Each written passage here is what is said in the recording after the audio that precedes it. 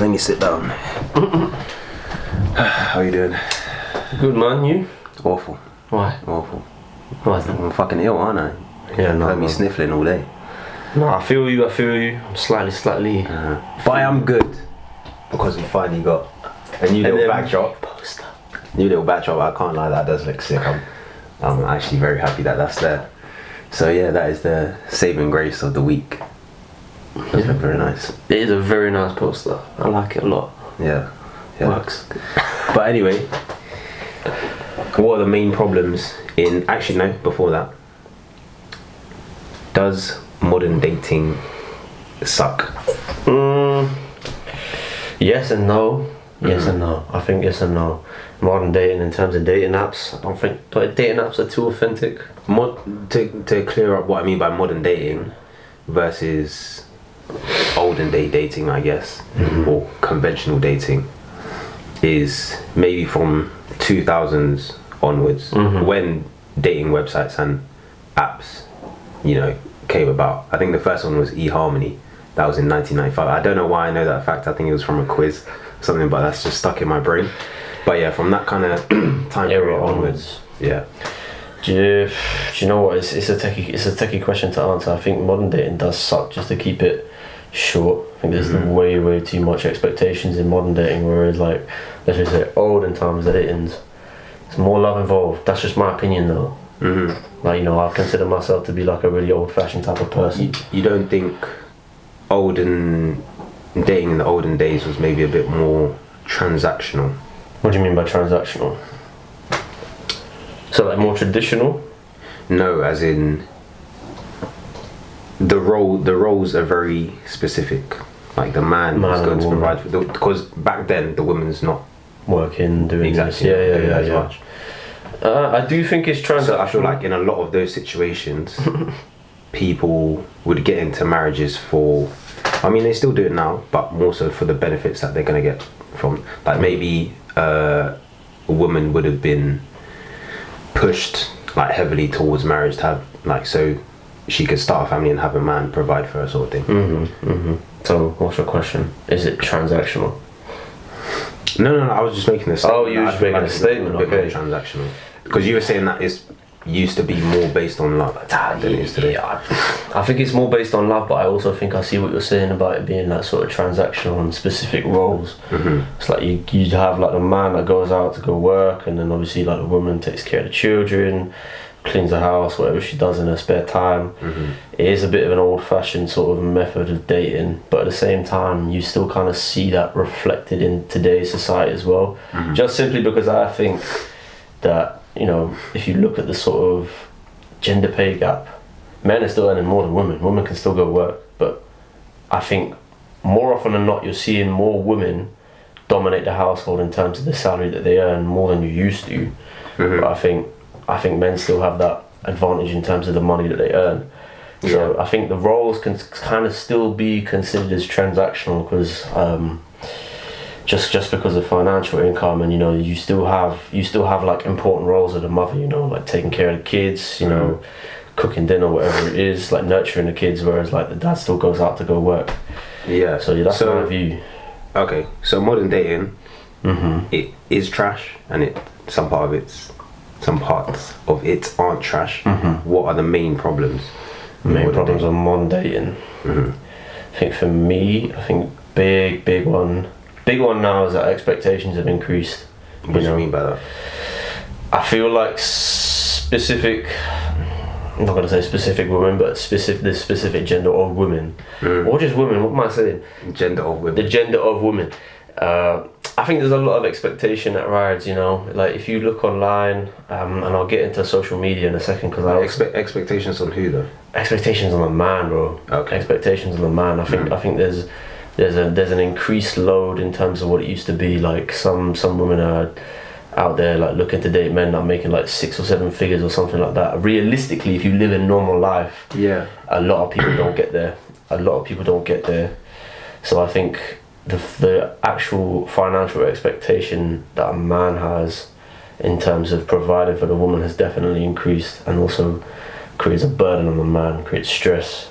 Do you get me? Yeah. And I think another sort of problem that we have, like sort of like with modern dating, is social media. I think social media creates too much of an expectation, you know. Yeah. I don't know if you want to. You know, going back to your first point.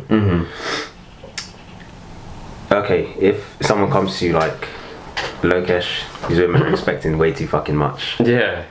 What do I do? How do I solve this problem? This burden upon me.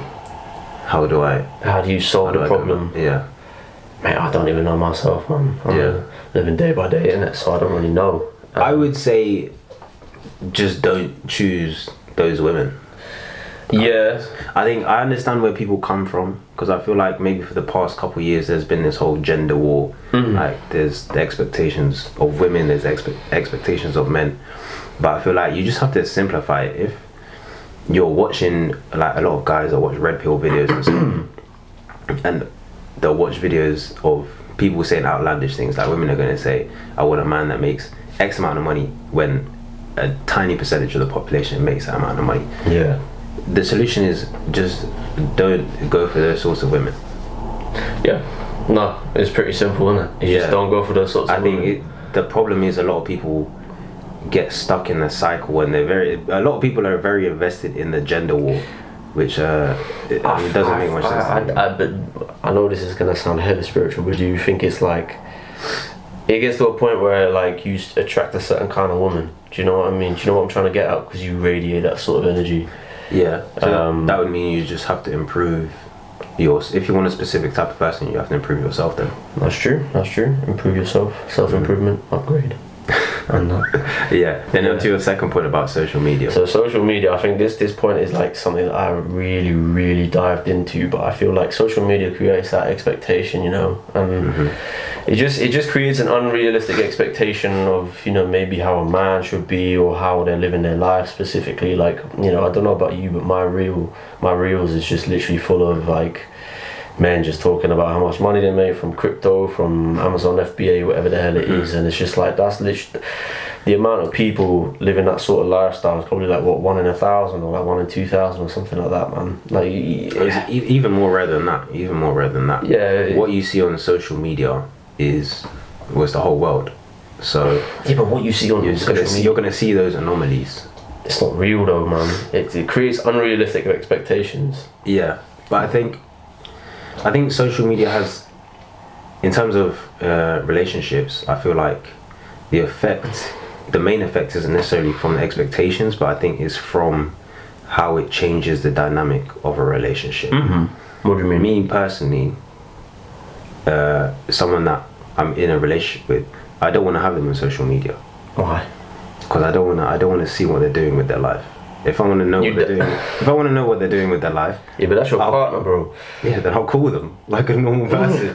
I'm not gonna go on Instagram. Oh, let me see what my partner. What? I see the point you're making. It causes more problems than it does. It does. Because Instagram is basically a dating app, as far as I'm concerned. Basically, yeah. You know, like you have your profile. Everyone can see it. Whoever you want to see it can see it. Just causes more problems than necessary, to be honest. And I think that's a fine, not a fine line, but I think that's something that social media has created. I think it has created more problems within relationships. I think there's like more. Like, I had a stupid term the other day called micro cheating, man. I'm just like, what the fuck is this bullshit? It's crazy, man. It's crazy, yeah. And it's. I know I'm waffling a little bit here, but it's apparent what problems have been created from social media. Yeah, you know, so I'm guessing something like micro cheating would be liking someone else's photo. Yeah, man, liking someone else's picture, following this person. You know, you got a shorty asking you why you liking Rihanna's pictures from like 2010. I'm just like, bro, like it's chill, man. Anyway, like that's what I was saying. Modern dating versus olden day dating, you didn't have that problem. No, you don't. But nowadays, it's just like your actions are gonna be policed. If you follow each other on social media, then you're gonna police your actions. Like, why is this person messaging you? Why is this person liking this photo? But it's like if you don't, obviously in ideal world, maybe neither of you has social media, so that problem's completely gone. But if you both do, then in my personal opinion, I think it's best to not follow each other and not see what the other person is doing, because you're probably gonna look for problems. Yeah, bro, I see what you're saying. It creates, like, if you follow each other, it creates more problems than it actually does good. Because, like you're saying, they're gonna police your actions, and if your actions are policed, there's a breakdown in trust, and blah blah blah blah blah. Yeah. It just goes on and so forth. But like, I see what you're saying. But I think that's why I kind of prefer olden times dating. You know, like there's none of this like toxic social media posts involved. Like, there's less expectations as a man about what I have to bring to the table. And in my eyes, I feel like starting a relationship on any sort of dating app, fair enough, there's like successful cases and that.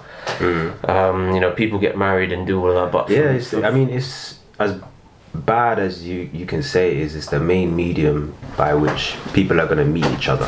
Yeah. People don't really go outside as much to meet someone, that is. Wait, what do you mean? Like if okay, most people will say, like, if they're trying to get into a relationship, they're like, how do I meet someone? I just like, fucking go outside. Go outside and meet someone. But most people are gonna be like, you know, the easiest thing is to go online and start talking to someone. But I feel like, I know, me personally, I don't do it because I'd rather, online or in real life, you're gonna have failures and successes, but in real life I'd rather have tried. Like, for me, I don't wanna, you're improving a skill, you're improving by chatting to girlie online. No, not online, in person. Oh, in person. Not even just for a romantic reason. Social skills, just in general, talking to anyone in general, you're gonna learn things. Definitely, you know what? I feel like it's definitely like a character building experience. Like going up to a girl and just talking to them, because it's something that you don't initially want to do. There's always that fear, but then eventually you just say hi, how are you, blah blah blah. Yeah. And it helps you build your confidence. It helps you build your confidence for sure. Yeah, I don't think. That. And the thing is, most men aren't that successful on dating apps anyway. Like, women are way more successful on dating apps, man. Yeah. It's easier for a woman than it is for a man. Most of these kind of videos on dating apps in the men's space, they'll say that 90% of the women are focused on 10%, the top 10% of the men, and the rest of the men are kind of just struggling. Them brothers are starving. They are starving. They are starving. What about? Do you want to talk about like? What am I saying? Do you want to talk about where you would find love? Like, would you where like the best location to sort of find love? The best location? That's a good question. Yeah, I think the best location is the club. Not the club. Definitely not the club, bro. Yeah. Hell no. It depends what you like doing. Yeah. So agreed. But I think the problem is people don't go outside at all. Like guys will be like, "Where the girls at, bro?" It's like, not in your fucking, not in your fucking room. Not in your. Take two. Not in your room. The best place is gonna be whatever you enjoy doing. So if you enjoy the gym, maybe going to the gym, or not even the gym, because I mean that's a whole separate topic that can be a but even just a hobby, some sort of hobby that you enjoy. Anywhere, bro. Anywhere outside, anywhere that's not encouraging people to dress in like a provocative way. And like literally, exactly. You have to understand the context in which, in a relationship, you have to understand the context in which you met the person, because if you met them in a certain situation, you can't then expect them to be another way. So my personal opinion, if you meet someone in the club, then you can't expect them to just switch up to be someone that stays at home all the time. Do you think that you change for the right person though? Do you get what I mean? So you don't think that you change for yourself? You change for yourself, don't get me wrong, but like, let's say you meet a girl at a club, you know, you vibe and start dating, girlfriend. Why are you laughing? Go. Meet a girl at a club, vibe and start dating, and then eventually, like, you know, you start to notice that she's changing, she's not going out as much. Do you know what I mean? She's changing for you, bro. And she's also changing for herself, but she's changing for you. in a good way. I don't think that's very likely. It can happen. Obviously, you can change depending on the partner that you have. But I think you'd still have to like observe their character. I don't like you can't switch up that quickly. No, you can't. It takes time. It's a process, you know. Like you can't. You can take the club out of a person, but you can't take the person out of a club. Do you get me? Yeah, no, I feel you. No, I feel you. So how do you know you're ready for a relationship? This one is also another techie like question as well, because I feel like for me, when it comes to that sort of shit, or when it comes to that sort of stuff, am I allowed to swear? Yeah, sorry.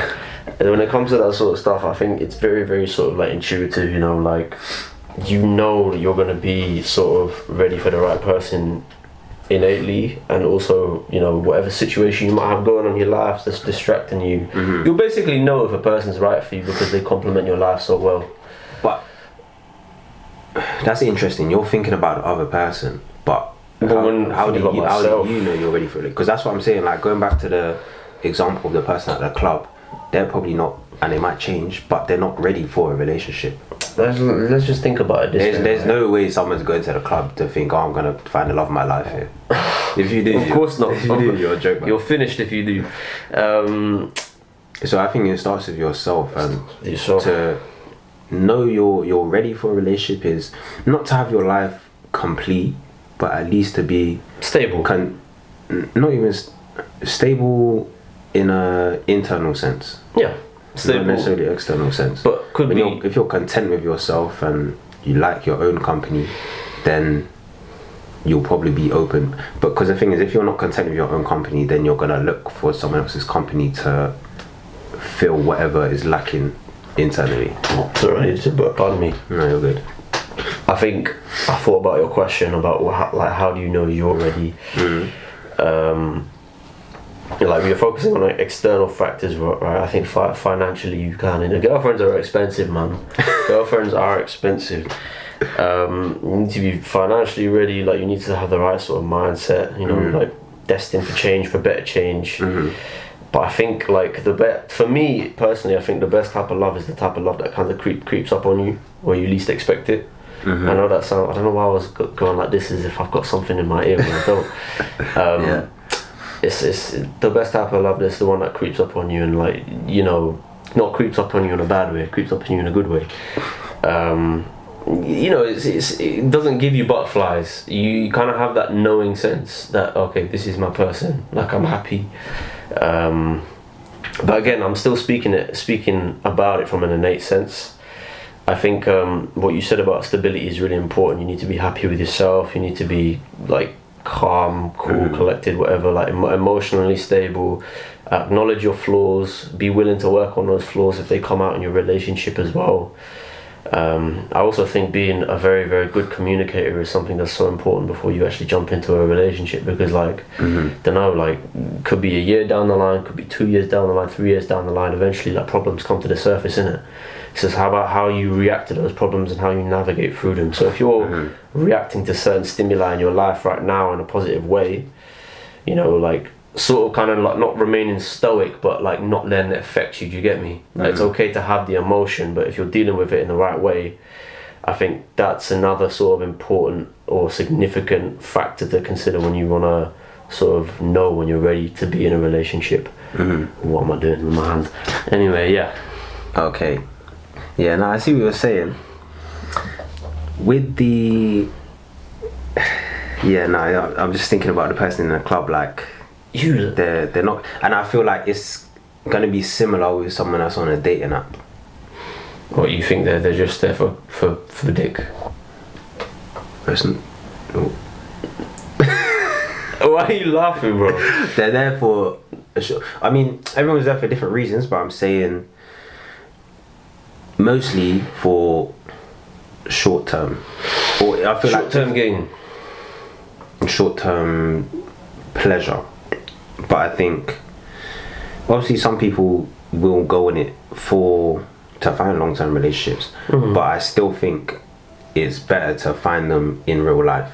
That's what I'm saying. I'll just circle back to the point I made earlier. I feel like when you're looking for love, online, or if you're looking for love on an online dating app, I just think it's not messy. It just doesn't feel as authentic. I think if you're meeting someone in a real life setting where you're doing something that you enjoy doing, like you said, it feels like your life is kind of more in like a flow state. And I feel like if you find somebody that is actually sort of doing the same things as you like, or you're in the same sort of environment, you have something in common, right? And having something in common is important for relationships. It helps you build upon a relationship. That being said, I think that's a lot more complicated in the online world, because there's more ice to break. It's like you've never met this person, but you've arranged to meet them at the park for like 7 o'clock to go get a cheeky one behind the bushes or something like that. Whatever it might be. It's just like, for people who are taking like dating apps seriously, you know, then you might go on a date to like a bar or like a restaurant or something like that. I don't know, there's more ice to break.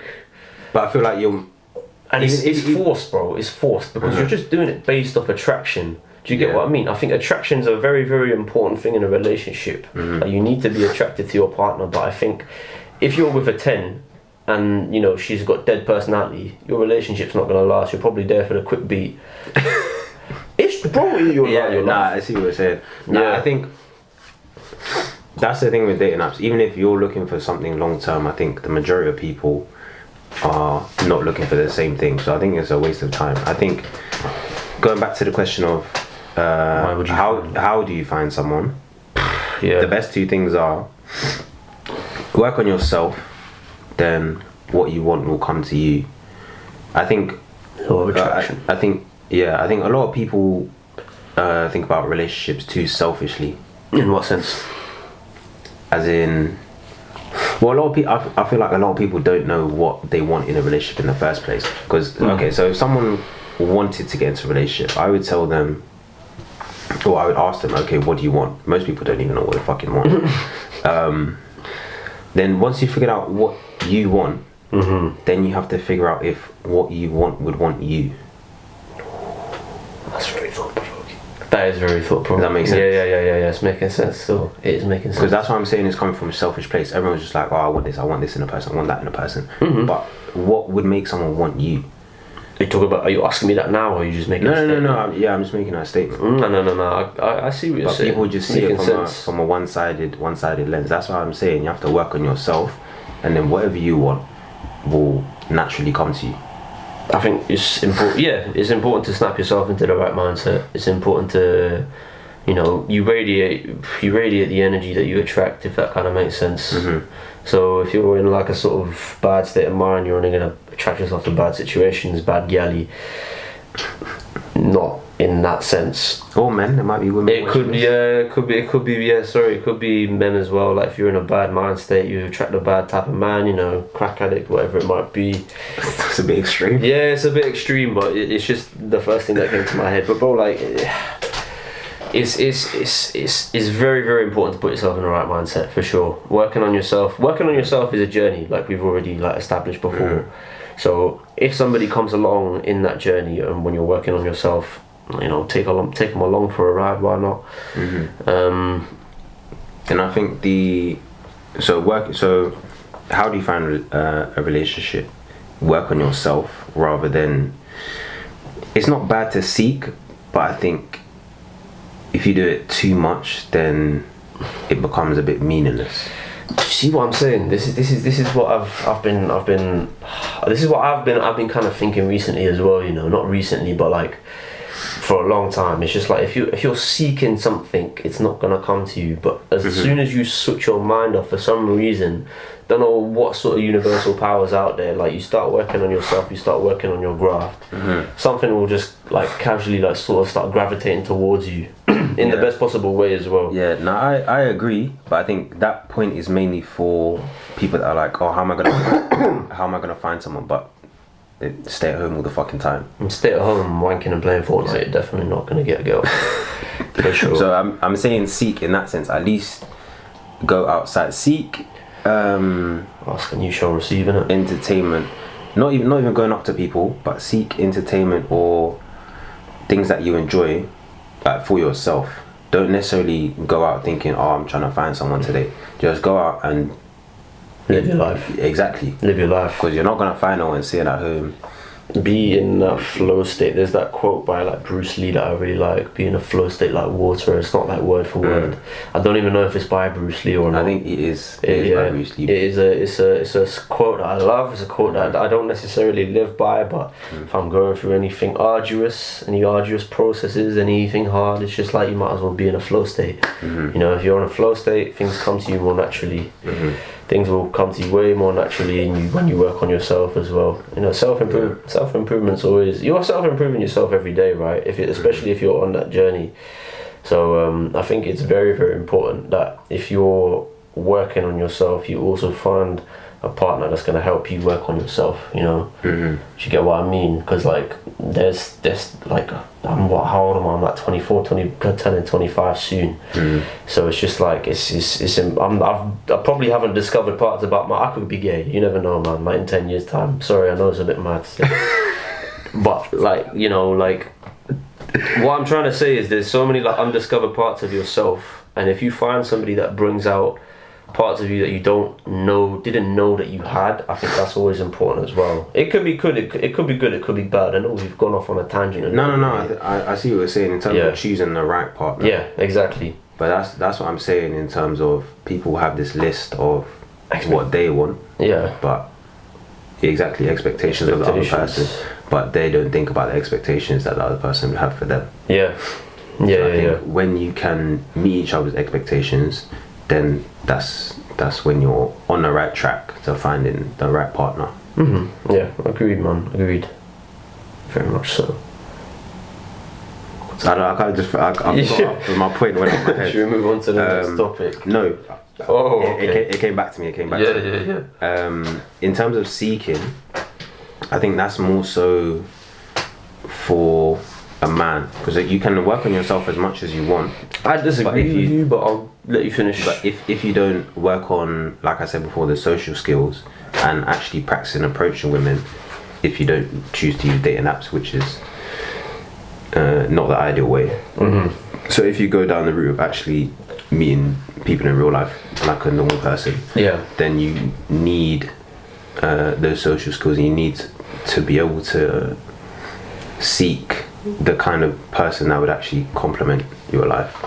I agree. What did you say that I disagreed with? You said something like it was talking about seeking, and then you were like, maybe you think specific to men. It's more specific to men. What did you mean by that? Do you mean like the chase, like going after a specific woman? I mean, men or seeking men more often than not are going to be the ones in terms of approaching. Okay, approaching someone to go on a date and whatever. Times are changing, you know. Yeah, but more often than not, it's the man. Yeah. I think that happens a lot less nowadays. I think a lot of men are actually quite cautious of what they say or how they might come across. How they come off, exactly. Yeah, no. They're worried they might end up on like a TikTok video and get called a creep. Could you imagine, bro? I would hate that. Yeah, it's that, and that's another thing about social media as well. We'll get more into social media pretty soon, but it just creates that negative connotation about like men as well. You know, like do you know the whole thing where like, oh yeah, if you approach a woman and you're ugly, it's creepy. Yeah, that's a fact. If you listen. I consider myself as like a medium ugly guy. You know, some handsome traits here and there, but medium ugly guy. So don't get me wrong. I am calm. I'm completely happy with myself. But what I'm trying to say is like, shit, I lost my point. What was I talking about? If you're ugly. I think if you're approaching them, your looks shouldn't really matter. You know what I mean? Like, of course, like you can have your opinion, your perspective to say that somebody's ugly, right? But does it have to be deemed as creepy? And I feel like it's mainly the opposite gender doing that, bro. Do you know what I mean? Like, if like some sort of onion bargee looking woman came after me, I would be like, I would be not calm with that, but I wouldn't think it's creepy. Do you know what I mean? Yeah. I wouldn't think it's creepy. I'd just be like, not interested. Yeah, I mean that's just the way of the world, bro. That's how it is. If you're not, you women are cynical. If you don't, no, I'm kidding. If you don't have if you're not a decent level of attractiveness and you try to talk to a woman, then yeah, no, because I've had instances, not me personally, but where I've spoken to women and they've told me like some guy tried to talk to them and they were like, oh, he was creepy. I was like, okay, what did he do? He was just like, and they just described a normal conversation. I'm just like, okay, cool. That's just how it is. But I feel like so as a man, you just have to get your looks up. Going back to the initial point I was making, I feel like social media has just created like negative connotations about men as well, men in general. Like, oh yeah, trash. Yeah, men are trash. You know, what's the other one? There's something about like free the something. I'm not going to talk about it. It's calm. I have no idea what you're talking about. I think it's like some sort of stupid movement like Free the Willy or something like that, like justice for men on social media. Yeah, it's nuts. It's nonsense. Let's move on. Yeah, let's. Yeah. What makes a successful relationship? We kind of touched on that, meeting each other's expectations. Yeah, what makes a successful relationship? Transparency, understanding, and communication. Do you know what I mean? I feel like there'll be a lot of times, especially when your relationship progresses, where you know there'll be like a communication breakdown, or like somebody will misinterpret your actions or whatever the fuck it might be. And you know, if you're willing to put the emotions on the table and take your ego off the table, it's better for you. Do you know what I mean? It's more it's more beneficial because you can sit down, you can talk to your partner, but unfortunately, like I can only speak for men when I say this, but I feel like there's a certain sort of, not category of women, but selection of women that, you know, actually like communicate in a healthy way. Yeah. But I feel like most women like whenever you're experiencing conflict in a relationship, it's more just like, oh yeah, they just shut down emotionally, don't want to chat to you until they're ready to chat to you. It's almost like they're controlling the narrative in a sense. I think there's always going to be people that are difficult to deal with, that are manipulative or narcissistic, or you know, have fragile egos or insecure, whatever it is. But it's still up to you to choose the best person. You just have to understand what character traits you're gonna be able to deal with, which character traits are gonna complement you best as well. Yeah, no. So if you're someone that doesn't like conflict, then choosing someone that's loud and irrational, irate, it's just gonna cause you more headache. Of course it always is, but then I feel like when there's conflict in a relationship, right, like more often than not you do see like a lot of breakups nowadays simply because of like something so stupid. You get me? I can't think of a reason off the top of my head, but it's I see what you mean. But it's just like, you need to find somebody that's good at communicating, and you need to find somebody that actually like genuinely cares about you. I think it's important, and you need to find somebody that's like mentally mature. Mental maturity is a massive thing in relationships, because it's so easy to shout at somebody you love. Do you get me? Like, just because I feel like sometimes if I'm shouting at somebody I love because we're having a conflict, it's mainly because of like I want to be heard, innit? Yeah. Do you get me? I want to be heard, but I feel like you're not understanding me, so I just have to shout and get aggressive and get loud. But that's the thing with the relationships, you can't be selfish. Yeah, you can't. That's what I'm saying. Even if you're thinking about getting into a relationship, but you're coming from a selfish place, it ain't gonna work. Yeah, never works. It ain't gonna work. If all the time you're thinking I, me, that. So what about you, though? Like, what sort of characteristics do you think make like a successful relationship? If you had to just name 3 off the top of your head. Communication, I agree there. I wouldn't just say communication because I feel like everyone says that. I'll say constant. How much time? You got a while. We got a while. Constant communication, because I feel like people say communication, but just here and there's gonna be communication breakdowns. It's constant communication. That's tough. Conflict resolution. So someone that knows how to deal with conflicts, because there is going to be conflict. You shouldn't go into a relationship hoping that there's never any conflict. Like, I think conflict is necessary. I've been in like relationships before where I've had absolutely zero conflict before, like zero conflict, and it's just ended badly, bro. And it makes it like, when you think about it in your head, it kind of makes no sense because you're like, oh, we didn't even argue. Why did our relationship end? But at the same time, it's just like a little bit of arguing is healthy, you know. Like once every couple of weeks. I mean, it's not you're different people. You're not the same person. You're not cut from the same cord, innit? You're bound to have some sort of conflict or disagree on something. So your ability to resolve that, I feel like, I mean, some people like drama. But me personally, I don't like drama. So I would need someone that knows how to resolve conflict. I want to touch on something really quickly, right? Because we're on a notion of conflict. There's a very, very, important. Not important. There's a very famous but quote by Jordan Peterson. I don't know. I think he mentions it in the 12 Rules of Life, innit? Or something like that. He just says like women love chaos. Do you agree with that or do you disagree with that? I know it's the thing is, I can't say no because I've actually heard women say that. Well, they love chaos. Yeah, like disorderliness, which doesn't make sense to me. But what do you mean by chaos exactly? I don't know, man. Like arguing, you know, like whatever. Could be whatever. Like in chaos in a as in like emotional ups and downs. Yes, emotional ups and downs. I would largely agree. Yeah. Because I think what I've noticed from observation is that women want to. There needs to be feelings. That I think that's why people stay in toxic relationships, just because they feel something. So I think in that respect, I would say they do like chaos. I can't speak for every woman, but. Yeah, I would agree with you. I can't speak for every woman either, but I do think, you know, when there's a bit of chaos involved. But even a lot of guys, they like the whole, like just the negative cycles that you get into in a relationship, and they're just the kind of people you want to avoid. That's why again I'll go back to, you need to pick the person with the character traits that you think are gonna match you.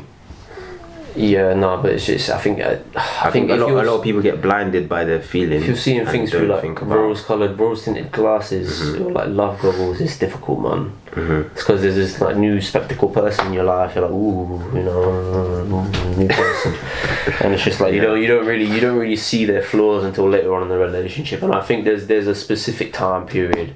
I think as soon as it gets to like the 6 months mark, you kind of. No, actually no, maybe not 6 months. As soon as your honeymoon period ends, and you see that they're sort of like, you know, started shaving their legs less, or you know, something like that. You see how they actually are. You see how they actually are, and you see how they are as a person. And I think that's when the real love comes in. Do you get me? Because you decide to stay with that person even though you know that they've got some bad sides. Love is something that's developed over time.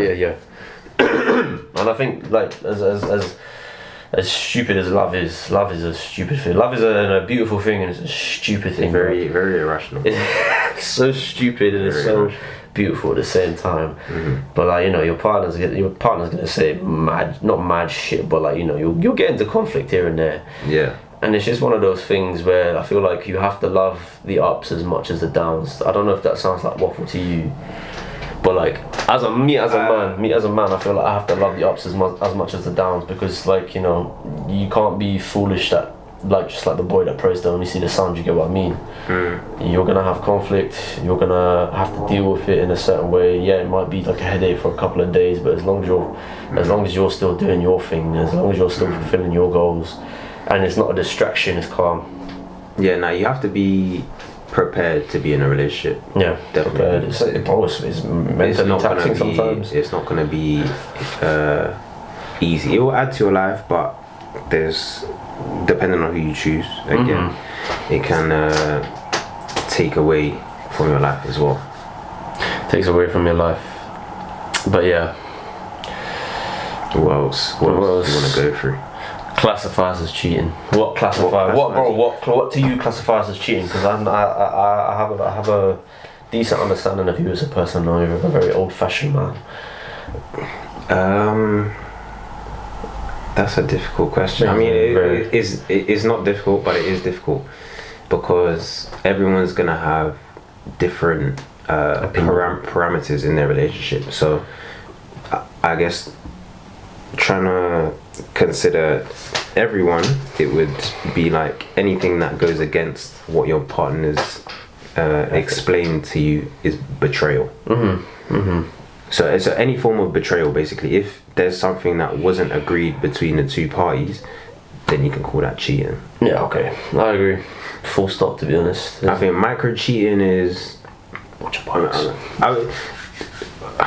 I would just call it being disrespectful. Obviously, you shouldn't be disrespectful. Bro, do you know what it is? I think this is being disrespectful. I hear what you're saying, but this whole connotation around like flipping micro cheating and everything about it is just it's a snowflake generation, bro. It's a snowflake generation. I can't go. You know, I mean, I don't think so. I think it's just there's different. Have you ever heard of that term before today, though? What? Micro cheating. You have. Yeah. I think it's just because there's new ways that we date. So there's gonna be new things that are created like micro cheating. That's mainly from social media. It's a social media thing, but bro, like if my John is telling me that, you know, bro, if my John's telling me you micro cheated on me, I'm gonna even look at you like, what the fuck is wrong with you, man? Like it's either cheating or it isn't. I don't know. I know there's different forms of like cheating, and you know there's like lots of, it's like micro cheating in itself is such a stupid term. I think it's better to say you're being disrespectful rather than you're micro cheating. I think it just depends on whatever it's called. I think it just depends on how the individual chooses to deal with it. If it is micro and it's minor, then that just shows that it's something you're willing to deal with. Fair enough. Because I feel like if someone was to term any action disrespect, maybe there's someone that wouldn't tolerate a certain level of disrespect. So I think calling it micro cheating, you know, explains that it's something minor and they'll deal with it. Yeah. So I mean, but everyone's gonna, you know, label things differently. So I think in a relationship you just have to set your own parameters of how you want it to go. I just feel like social media is just kind of just creating more problems than it's actually solved. You know what I mean? Like we were saying, Instagram is basically a dating app, right? So Snapchat's not really a dating app. You can actually talk to your mates on Snapchat. But like, I remember back in the day when like people weren't using Instagram to slide into DMs. It was Twitter, man, or X, whatever you want to call it. But yeah, no, Twitter dating app, 100%. Not Twitter, sorry, Instagram dating app, 100%. Like, I mean, I don't see it in that way because I'm actually following like shit that I actually like keep up to date with. Do you know what I mean? Yeah.